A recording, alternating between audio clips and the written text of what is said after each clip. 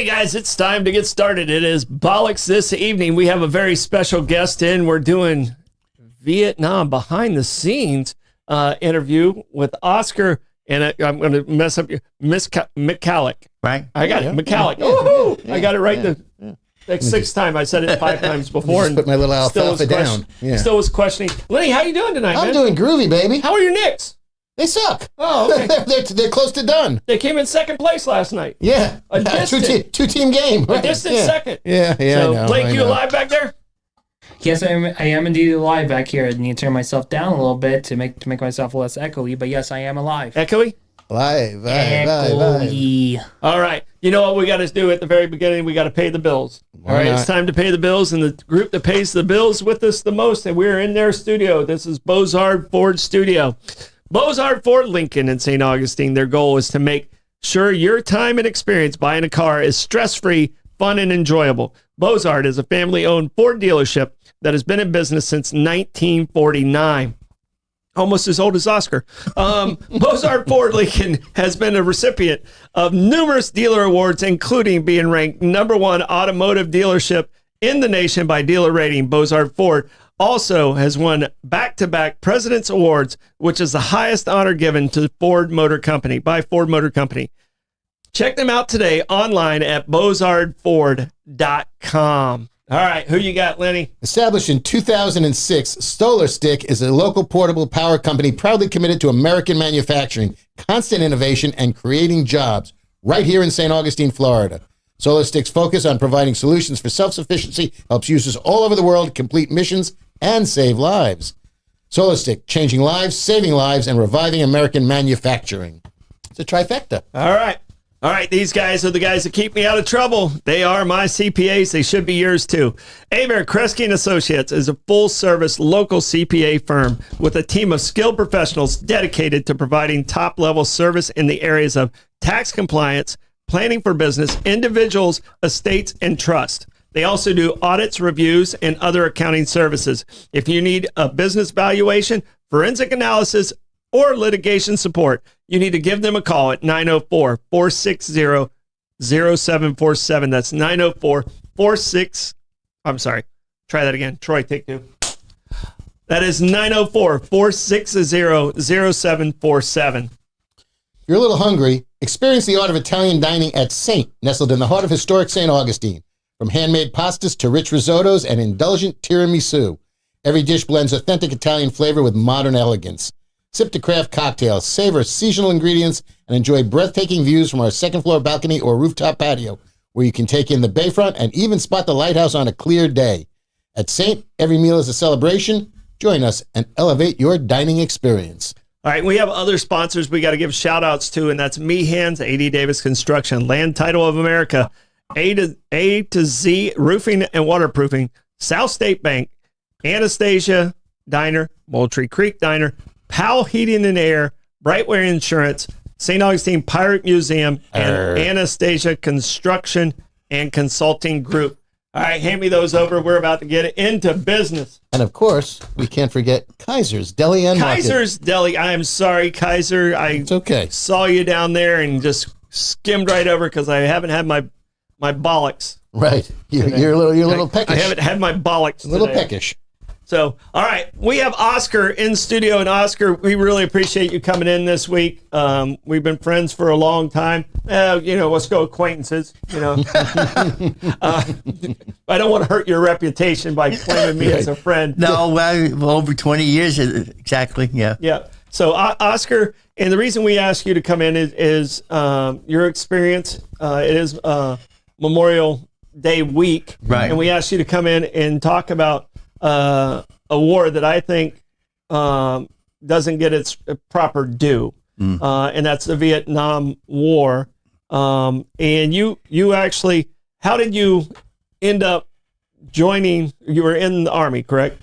I was in the Army. You were in the Army. So how did you end up being in the Army? Yeah, and I would like to preface by saying, since it's Memorial Day, I'm speaking for the guys that I was in combat with that didn't make it or did make it or are not here today.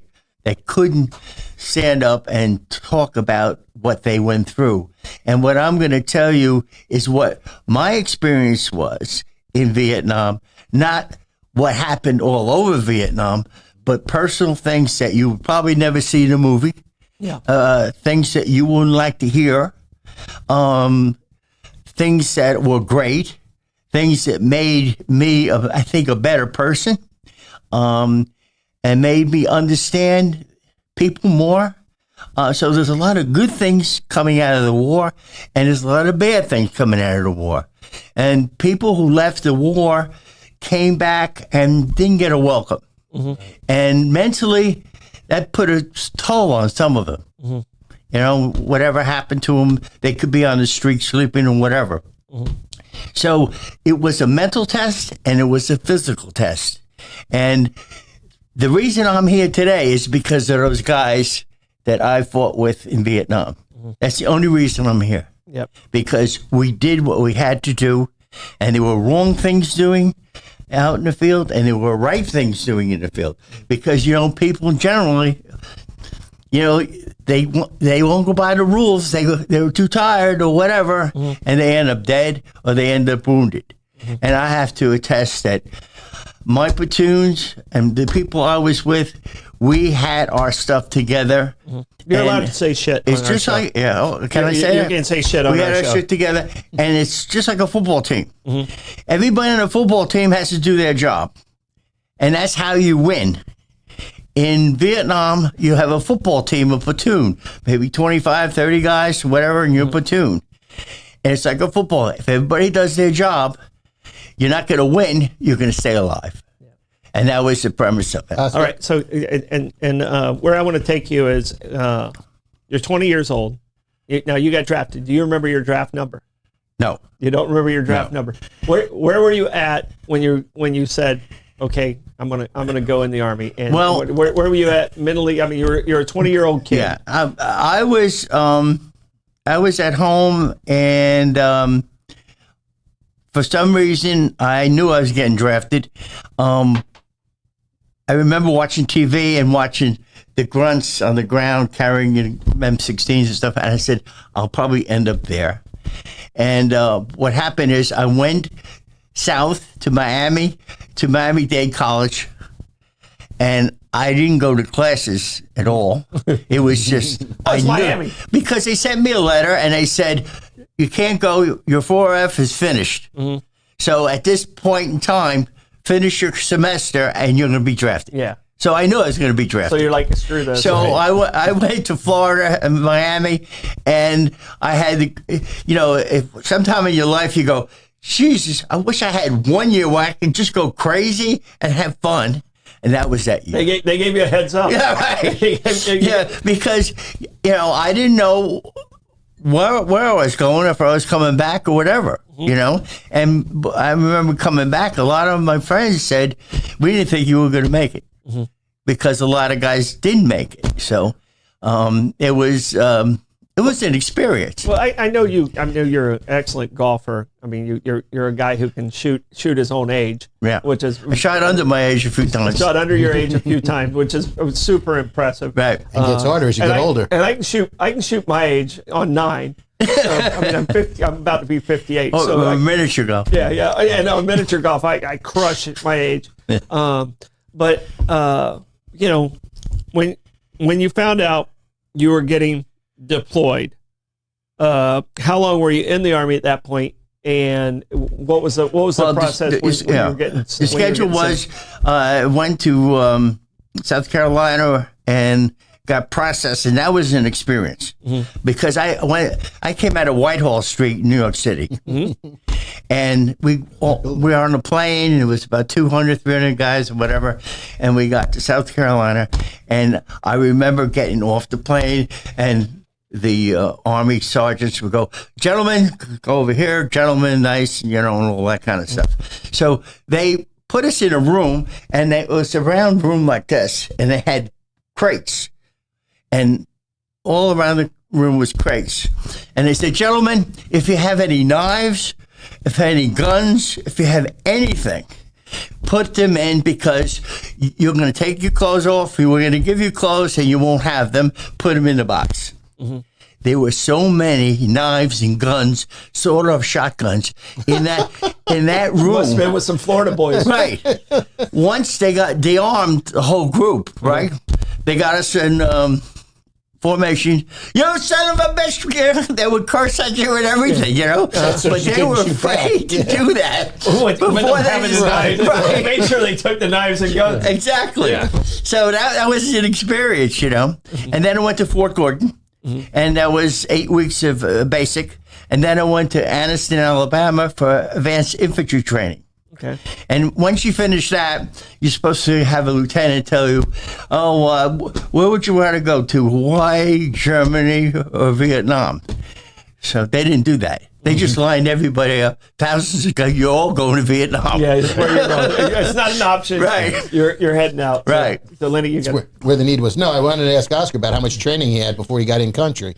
And he just answered that because, you know, it's a pretty quick turnaround. Well, what it does, that training between Fort Gordon and Anastasia, Alabama, probably saved my life too, because what they did is everybody got their hair shaved, you all wore the same clothes. They took away your identity. You're not your name. You're a soldier, or you're going to be a soldier. So everybody looked the same, treated the same, whatever. So the whole idea, when you get into a combat zone, you're not Oscar. You're a soldier. You're a buddy to him. You're a buddy to him. You're there to protect him, and he's there to protect you. That's how you work as a team. And that was the thing about going into the service. You become a soldier. You're not into politics. You're not into any of this stuff. Yeah, you don't care about it. You're there for You're there for a focused reason. And that was true. So the band of brothers. I mean, you know, Yeah. I can feel that, you know, growing up in team sports, but I can't feel it, you know, having your back up against somebody else sleeping. Oh yeah. In a jungle somewhere. Describe the first night you and one of your buddies is sleeping back to back in a hostile situation. Well, I'll tell you, the first night I was in Cameron Bay, into country, and I was a heavy sleeper, right? And I was in a barracks, and I slept on the top bunk, and I slept good that night. In the morning, I'm waiting in chow line. And they were talking and said, "Do you believe what happened?" I said, "What happened?" They got bombed. We got bombed. And everybody ran out of the barracks into the bunkers. I was the only one sleeping on the top bunker. Slept through the whole bombing. The entire bombing? The entire bombing. And I said to myself, holy shit, how am I going to survive in Vietnam if I sleep through a bombing? So there was two things that scared me. That I was a deep sleeper and I snored. And when I first got into country, I said to one of the guys with me, I said, "Can you sleep next to me because I snore and just poke me if I, you know?" And I ended up, for some reason, not snoring through the whole tour. Oh wow! So that scared me. Yeah. Because when you're in the woods, it's a legitimate fear. I would think so. Sleeping You're through in the woods a at mortar night. attack. Yeah. It's so quiet that for a long distance you can hear somebody drop a rock or something. But to hear somebody snoring, I could kill the whole platoon. Yeah. You know? Yeah, and you somehow Right. mentally your brain said, So "You're I'm not going going to snore." So I'm going. I'm into country. I don't know how am I going to, you know. And the closest movie that I remember, you know, that I went through was with Charlie Sheen in Platoon. Pretty much went. Oliver did a great job. He was in Vietnam. Yeah. So he knew what was going on and stuff like that. Yeah. So, I mean, everything they did, we had in the platoon, we had the lifer who was going to kill everyone. We had this guy with common sense. We had the Tom Berenger type. We had the William Defoe type. Yeah. And that happened with lieutenants and captains. You know, some of them were assholes and some of them were very good. And you weed out those. When I was in Vietnam for months, I learned that you have to weed out your group, your football team, your platoon. Because you, like one guy from California, we were in the jungle and he was smoking pot on guard at night. Mm-hmm. So he's going to. So you could smell that. Yeah. So the enemy could smell it and say, "Oh, there they are." Mm-hmm. So after that, we told them, "You do it again, we're going to kill you, and we're going to kill you with M16 because the enemy they steal M16s. So you're going to be dead." And we were all serious because we could not tell them, well, we're going to send you back to the rear. Because that's what he wanted. 25% of the guys would be smoking pot. You know what I'm saying? They would do it on purpose. Right, and that's exactly. what they wanted. So we had to be forceful, and you had to weed out the guys. The guys in the jungle, the grunts, were the smartest people I know. You don't want a dumbass who is going to guard, fall asleep, smoke pot while you're sleeping, and the enemy can kill you. Yeah, it's life threatening. Yeah. You don't mess with your life. All right. So you talked about the gentleman you said, poke me if you wake me up. Do you remember his name? No. Yeah. So no. I have a little book, which I haven't looked into in years, but you have to remember, it's like, do you remember everybody on the team when you played high school baseball? Only the guys that I wanted to remember. Okay. I mean, that's pretty much. And that's what happens with Vietnam. Yeah. And you don't want to get close to them because I remember having food at one night and the next night, two of them weren't there. They were in the chopper going home. Dead, whatever. So, and what you try to do is you try to be like a third person, like in Platoon. Charlie Sheen's talking about how he went through this as a third person. And I thought the same way, like going like an author of a book. Here's the character. The character's Oscar. So you try to take yourself away from that because if you get emotional, if you're in a firefight and somebody kills him and your arm is off, right? Yeah. Well, I'm going to cry. Yeah. Well, I'm scared. Yeah, you got to help them. You got to keep fighting. You're trained. That's why you're soldiers. You're trained to do it. You don't think about your personal being. Yeah. You're thinking about your buddy. Yeah. And he's thinking about you. And that's what makes it a unique. One of the things about the good things about having a platoon and going out there, life and death, is there's no discrimination. There's nobody overlooking you saying, I've seen a black guy from Washington and a girl boy from Kentucky hooching together during the monsoons. They put pencils together and hooching together because we help each other. It was a pure sense of people knowing people and loving people. And having each other's back. Exactly. And not letting society dictate right. Who you're supposed to be angry at, who you're not supposed to be angry at. And if you're in the jungle and you got to walk 4 miles up of a mountain and somebody goes, oh, I'm too tired, I can't go, we're leaving you. Yeah. Right. Yeah.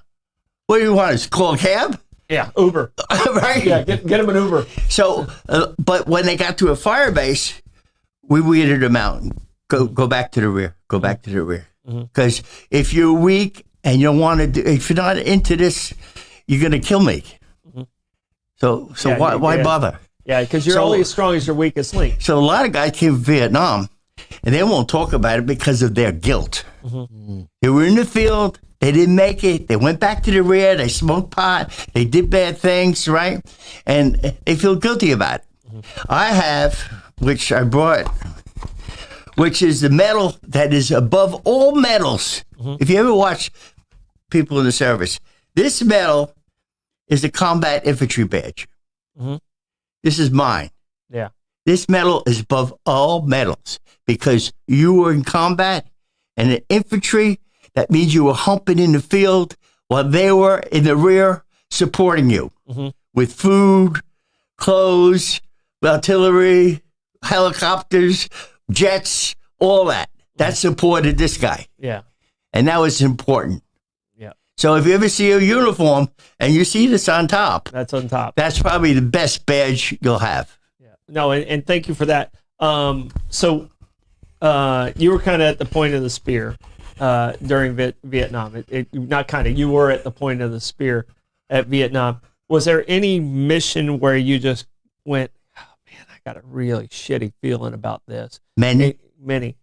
So I mean, you pick out one that makes one really kind of stand out. You know, I remember one time we were going on a mission and they go, "No, we're going to come back, or we're going to what?" And guys, it was so bad that guys would take their wallets out and they would give the picture of their wife and they would write the address on her phone number. So if I don't make it, so they would exchange this before the mission. Okay. That's how dire it was, you know. So, yeah, so we have that. And there were many good missions, and the Army had many bad missions. And bad missions killed people. Good missions came out okay. Yeah. And that happened. This happens all the time. All right. One of the things that you see a lot, and the pushback of Vietnam, obviously it was a conflict between, it was a political conflict between communism and democracy. But when you were there, did you have a sense of your group knew what you were fighting for, or was it just like all about survival? First of all, when you go to Vietnam, they don't tell you, even in basic training, they don't tell you you're going there to win the war. Mm-hmm. The first thing they give you is a short times calendar. Oh. You're there for 12 months. So you mark off X each day. Mm-hmm. So the biggest thing is you see a guy on the base, what do you got? I got 150. What do you got? I got 75.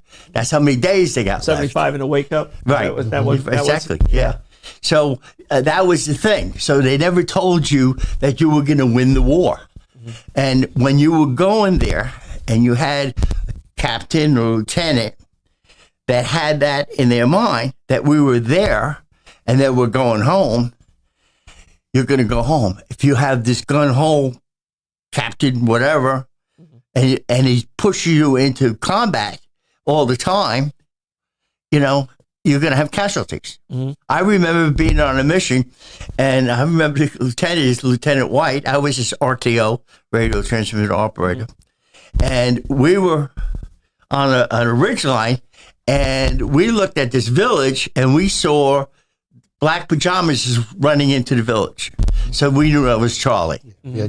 So we were on a search and destroy mission. Okay. So the lieutenant looks at me and he goes, "We're on a know and avoid mission." Mm-hmm. And we went right around the village. We didn't even go to the village. Mm-hmm. So, I mean, the idea, the lieutenant, he said, my job is to keep you guys alive. Yeah. You know, we can kill 10,000. What makes a difference? We're going home. Yeah. So that was the attitude. And baby killers and all that kind of stuff, yes, it did happen. And you did have assholes that did that. The burnt down villages. But the guys I was with, I was so proud of. I remember we captured 2 Charlies. They were in a hole in the ground, like a little whatever. They came out, they were cut, there were flies on them. They had 1 gun with 3 bullets. Mm-hmm. Right, big enemy. Our a medic came over, patched them up, we gave them food, put them on a chopper and sent them back. Mm. And you know what happens to them?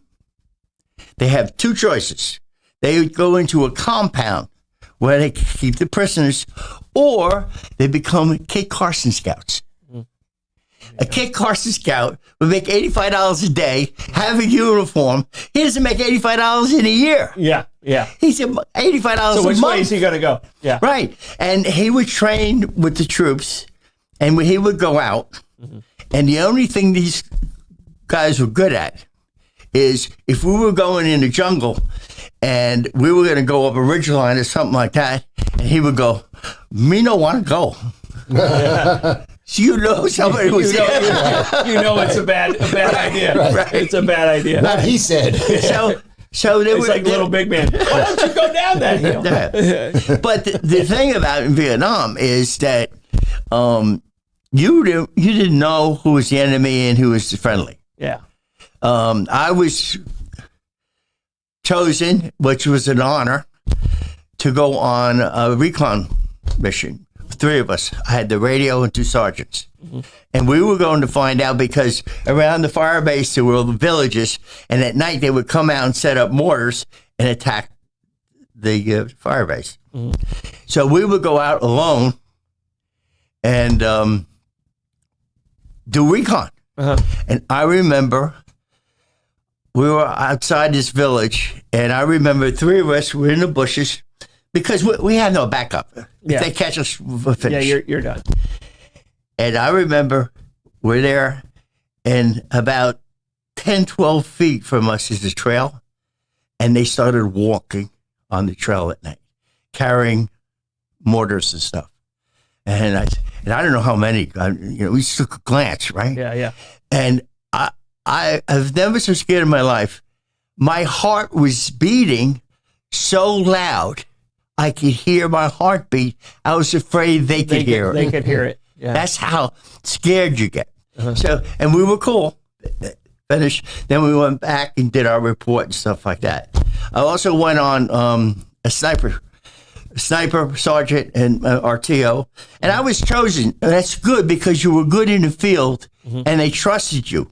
You know, and I went out with the sniper, and he would do his thing. We would come, and if we get caught, that's it. You got no backup. Yeah. So the only communication you had at night is they would ask you, "Is everything okay?" And you go, "Shh, shh." 2 for good or 1 for no good or something. Yeah, and that was you had the headset on, so you were the only one that could hear it, or well, was it? Yeah, you put it like this. Yeah, you could hear it. So I was a point man, assistant machine gunner, a machine gunner, and I ended up being an RTO. All right. I had all those things. And you talked earlier about being dropped into the zone. Yeah. Were you taken in by helicopter and just basically told get off and fight? Is that kind of the way it went, or was it? Well, what happens is they scout out an LZ. Okay. So that they could land. And it's usually an LZ where there's not action. Yeah. Because they don't want to get shot down. Yeah. So then you got to travel from there. But in some cases, you have good helicopter guys and bad guys. They would come to the ground where, you're 3 feet off the ground and you just hop off because you have 110 pounds on your back and a weapon. Yeah. And,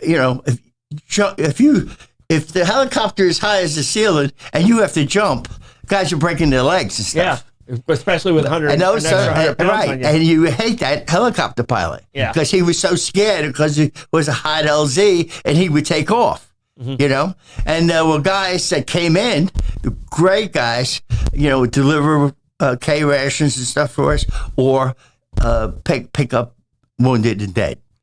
Those were probably the most heroes because they went in under fire and everything like that. So there were good guys and there were bad guys. Yeah. There were guys that wouldn't come close and they would drop the C rations and it would hit the trees and it would spread it all over the place. Yeah. Because it was too chicken to come in. Yeah. So you had the good and the bad, Well, and you said that there was a countdown and you just X'd off the days, but you actually served. You signed back up again. Yes. Okay, so you did 2? Here's the deal. They said if you extend 2 months more, then I don't have to go, back into, the world and serve the next 6 months. Okay. Now, what happened to me, I was under congressional investigation. Okay. And I was called, whatever you want to call it. What happened was, when I was in Vietnam, I wrote some of the bad things that happened to my mother. Okay. They published it in the local newspaper. Oh. Senator Godell at the time, he was a Dove in New York, he brought it to Congress. So Congress had certain people they wanted to talk to. So when I was on a mission out in the field, they hired a lieutenant to go out and get me, bring me back into brigade. So I told them what happened. I didn't say this is the policy of the Army or whatever. I just want to, my experience. This is what happened. Wrong things happen. Right things happen.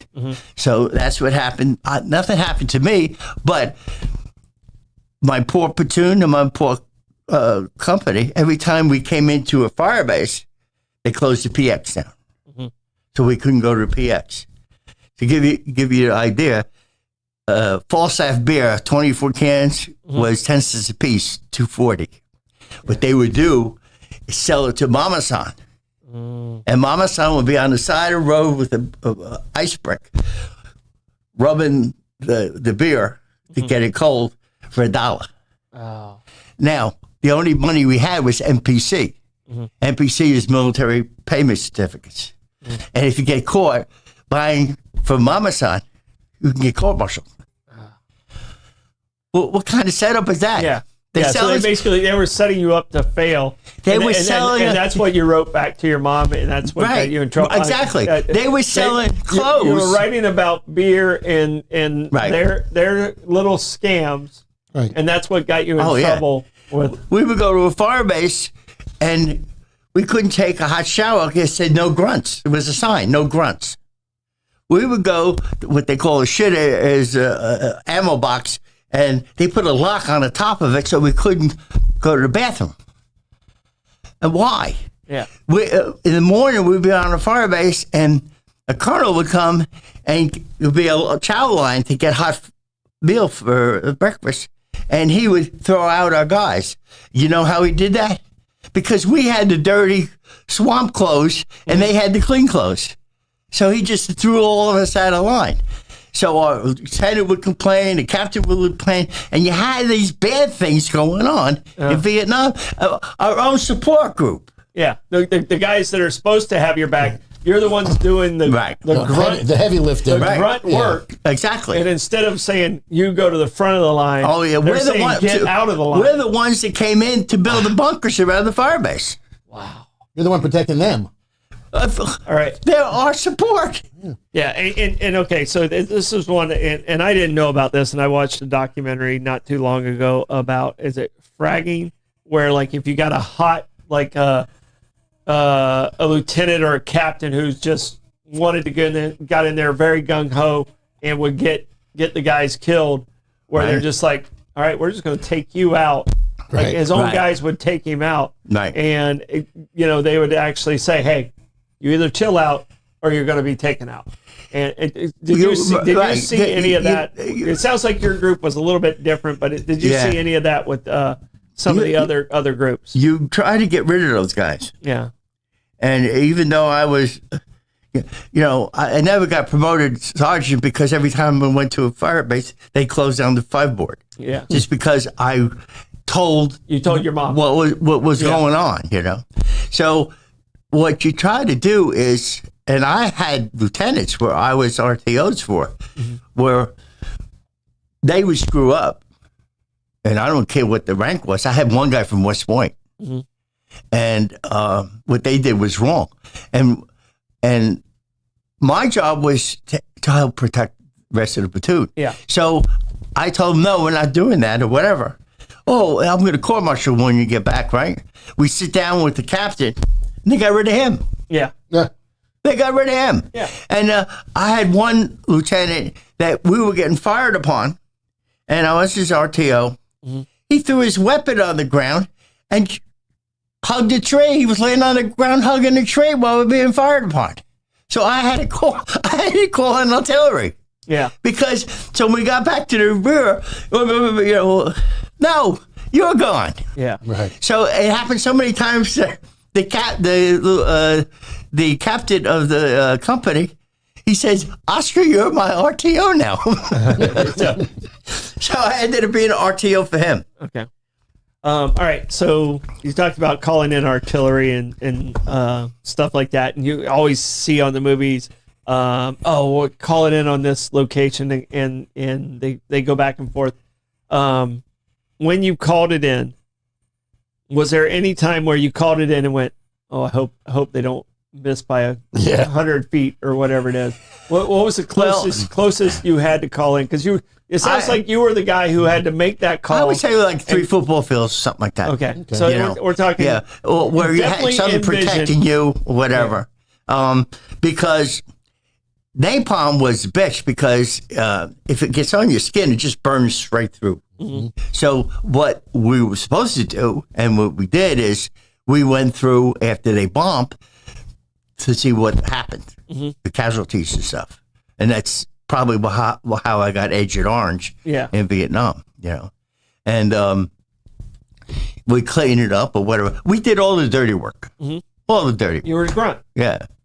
Grunts, that was it. That's why when you see two guys from Vietnam and one, they're both MOSs 11 Bravo, they call each other brother because they know exactly what you went through, I went through, and whatever.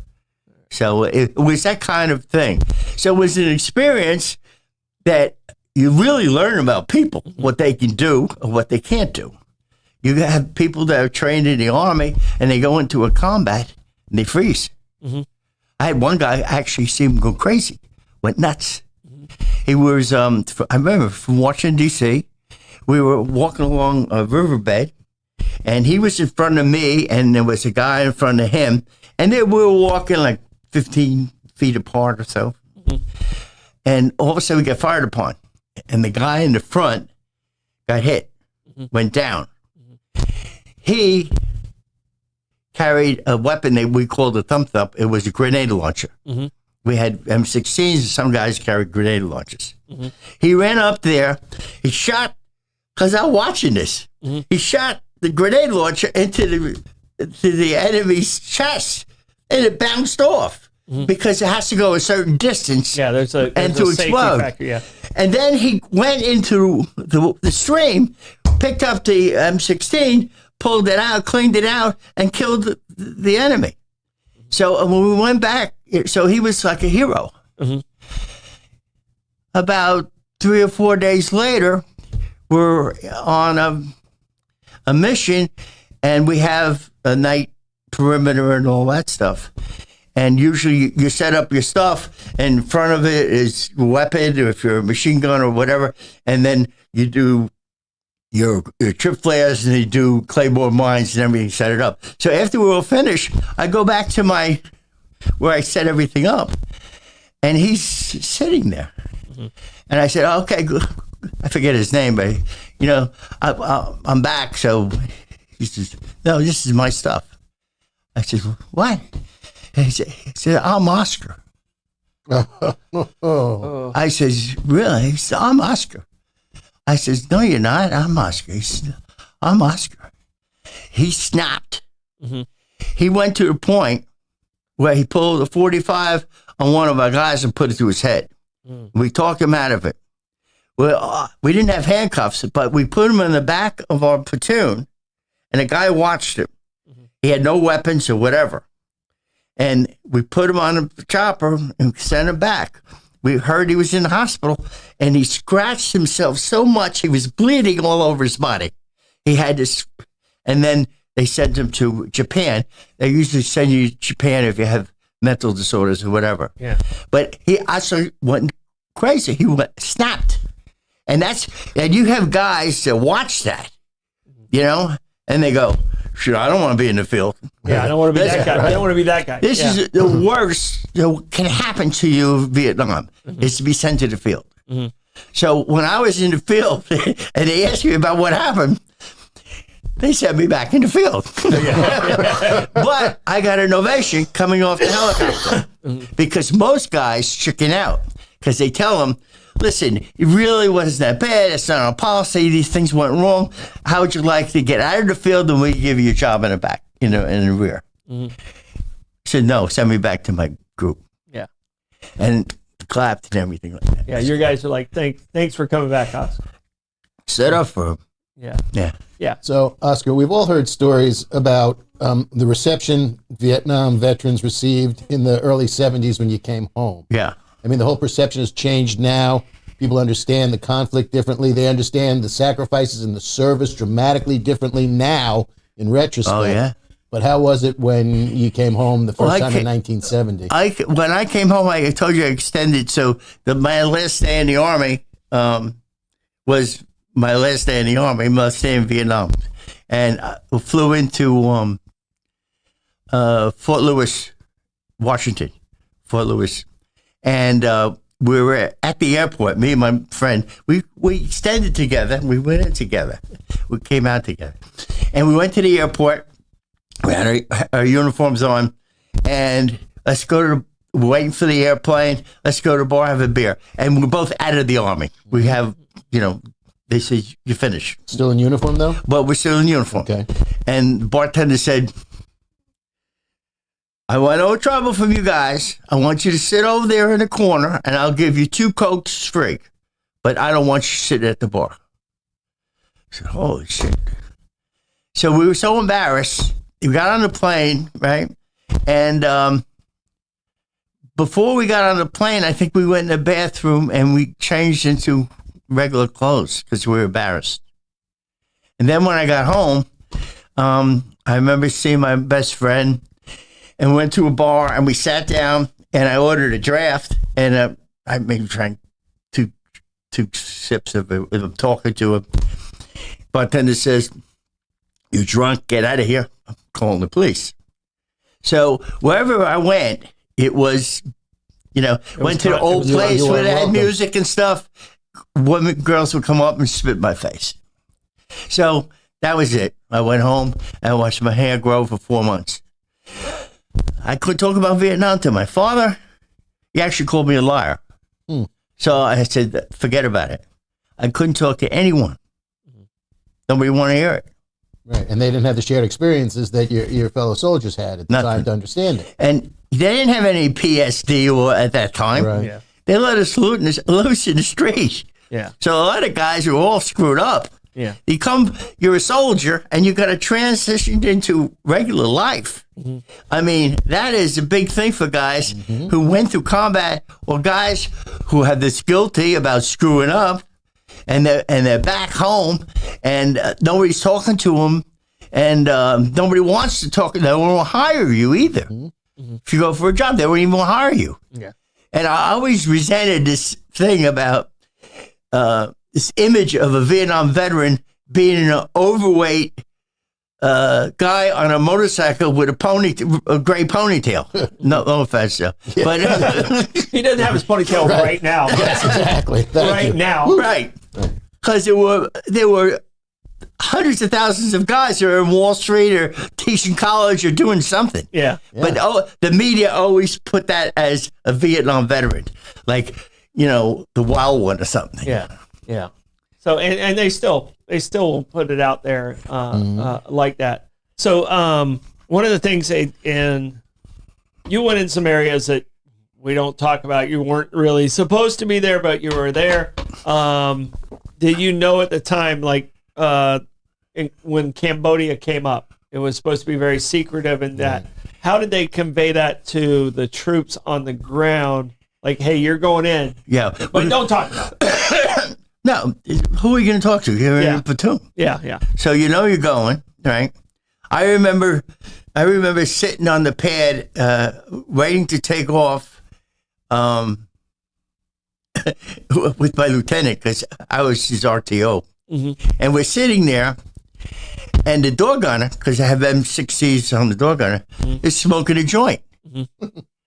I said, holy shit, you're smoking a joint? We're going into Cambodia. Mm-hmm. He goes, that's nothing. The pilot's on speed.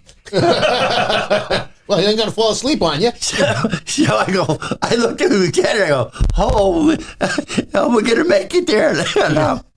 Yeah. So we got there, got dropped, and we went to villages, and there was buku, as they say, rice and food. And so we burned that up or got rid of that, stuff like that. And they were maybe there for a week or so, I don't know. And then we came back. Okay. Because the Kantu Mountains, we had to go through streams, climb mountains, go to jungle, do all that stuff. So, All right. And they talk about, like, the distances, like, you guys had to travel. What is, like, the longest, like, I've done hikes, but it's not with 110 pounds on my back. Right. I mean, that's extreme. Like if you got 50 pounds on your back, it's a significant weight. You're talking 110. You're basically carrying yourself all day long. Well, what's the longest you remember hoofing it? Usually, you took when you went on a mission, it was basically 4 days before you got resupplied. Mm-hmm. So you took food for 4 days. You took, had minimum 10 quarts of water. You had to carry, your ammo. Everyone in the platoon carried 50 rounds for the machine gunner. We carried a D handle. We carried, they call it, I think it was a M50 Law or something, which was, you stretch it out, it was like a bazooka. Yeah. And carried that. Carried C4 all the time. I used to cook with C4. You cut a little bit off, and you put it up, and you light it, and it's boom, and it makes that water hot in seconds, And you Claymore mines carried, so you had to carry all the stuff. It's like, some of the stuff they put on a pile, and you say, all right, you take this, and it's extra stuff. Yeah.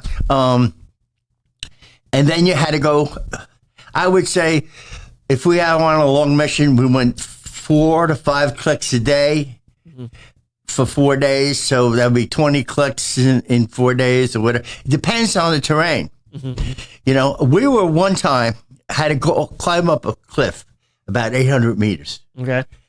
And we got up halfway. 800 meters, not feet, meters. Meters. Okay. Right. Okay. Wow. Right. Okay. And we were up halfway, and got dark, so we couldn't move further. Mm-hmm. So what I had to do is take the strap from my gun and tie it around my shirt and wrap it around a tree, because if I was sleeping, I would fall off the mountain. Yeah. So we all had to tie ourselves to the mountain and sleep, and then in the morning continue. Wow. Yeah.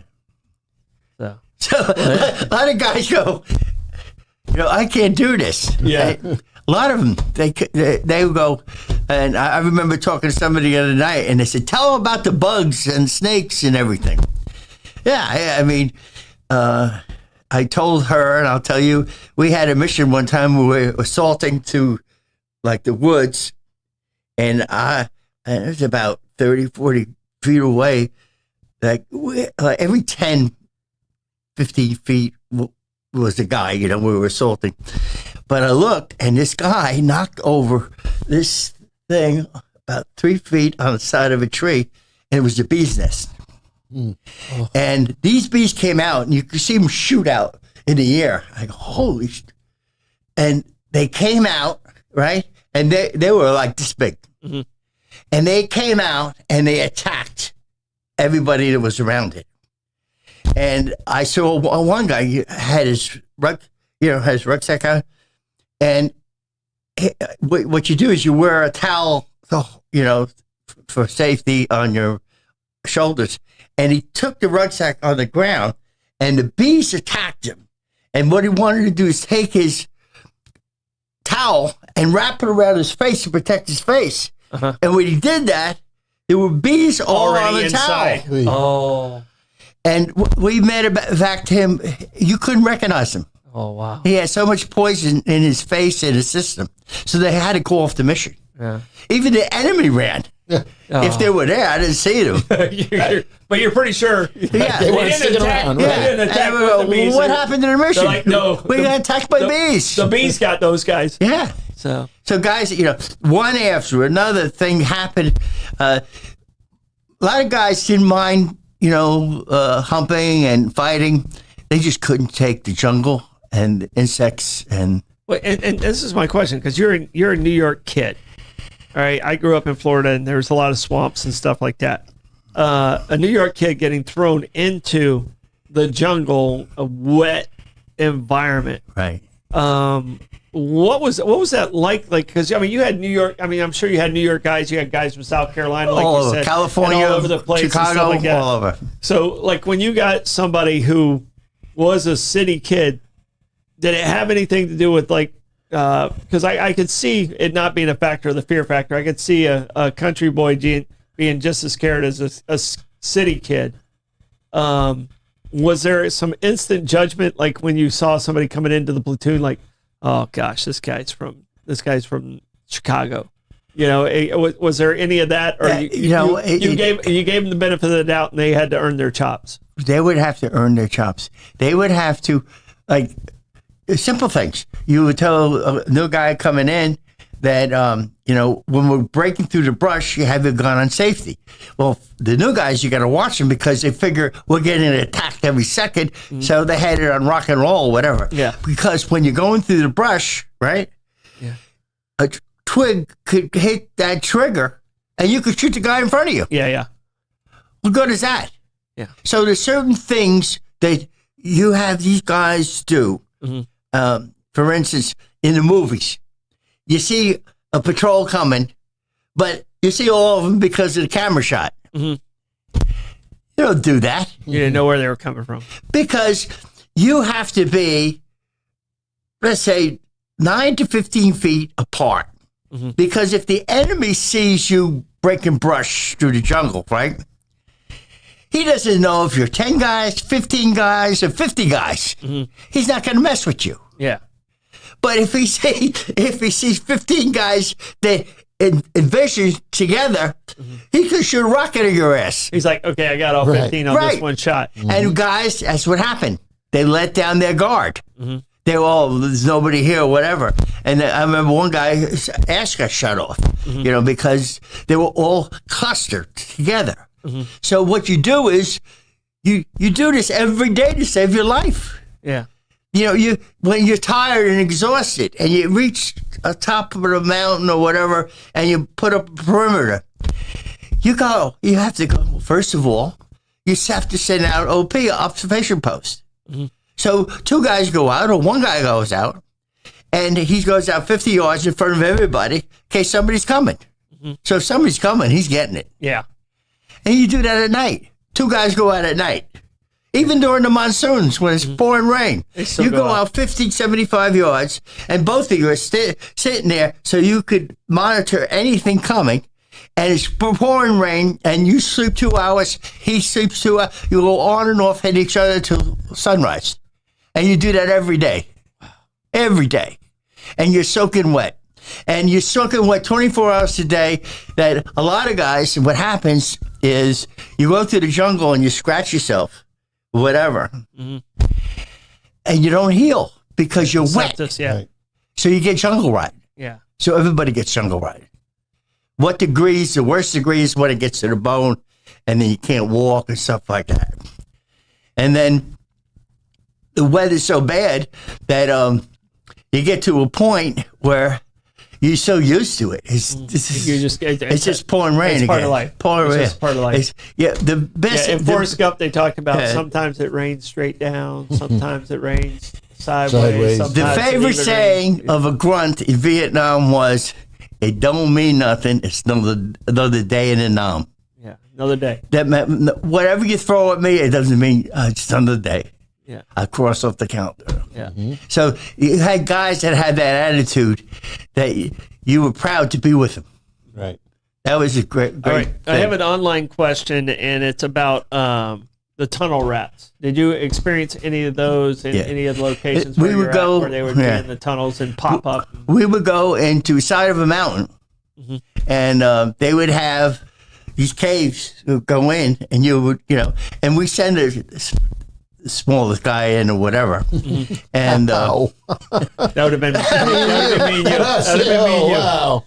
And we would go in, and they would have a whole cave there, stuff like that. And I remember one time we went in and we found a Russian flag, a big, 10 feet long. Yeah. And I remember they took a picture of everybody around the Russian flag and stuff like that. But yeah, you went in there. We captured 2 guys. They were in the tunnel. Mm-hmm. And like I said, we fixed them up, set them on a chopper home. Hopefully they became Kit Carson's Scout or whatever. Yeah. But yeah, they would go into the side of a mountain because when the bombs would drop, it wouldn't faze them a bit. Yeah, because the mountain protected them. Right. So, but we had to go there because they knew that. Yeah. That's good. Have you been back to Vietnam? Do you have any interest in going back to Vietnam? It's to me, it's like, do you want to go back to your first wife? No, no, thank you. Yeah, it's a hard pass. Because my experience as a soldier is quite different now. I can't do what I did then because I was trained to do certain things then. And the thing is, it was a bad dream. When you get home, you want to forget all that. And you didn't because people would badger you for being there. All right. So post Vietnam, what career path did you take post Vietnam? I remember I had a few jobs, and I had to think. It was about 6 months. I had to really think. I went away for a while. And I came back, and I remember calling my friend, and I said, "Come on over. I got to talk to you." And he drove up, and he got out of the car, and I was pacing up and down the driveway, up and down the driveway. And he says, "What's wrong? What's wrong?" I says, "Fred, I got it. I could do anything. After what I went through, I can do anything. This is a piece of cake." He says, I say, "I could go any company, get a job sweeping the floor, and I'll run the company." Yeah. He goes, "Oh," he looked at me like, "You're crazy, And I say, that thing right there was, I could do it. So I went to the VA at the time, had an employment agency, and they would send you on jobs. And so they said, "There's a job in Nyack as a clerk for $2.50 an hour." Right? Take it. So automotive, Nyack Auto Parts. I'll take it. So I went to Nyack Auto Parts, and I was a clerk, and I did the card system. They didn't have a computer then and all that stuff. And then I finished that, and I put away stock, and then I worked the counter, and I wasn't even a mechanic. I never even changed oil. Yeah. I did all the stuff. Fast forward, let's see, 71. In 1978, I was general manager of 7 stores in a warehouse in the automotive field. Yeah. Then I went from there, and I got a job at CarQuest. Okay. That had 2,800 stores. And I was national media, radio and television media, and head of retail. I was on the retail board. I was on the wholesale board. And I did all this. I was in magazines. I opened up conferences. And all from that, saying I could do anything. So a lot of guys came back, and what am I going to do? A job or whatever? Beat them, and instead you leaned into it, and that created the mentality of like, screw this, I got this. So the guys that this is it.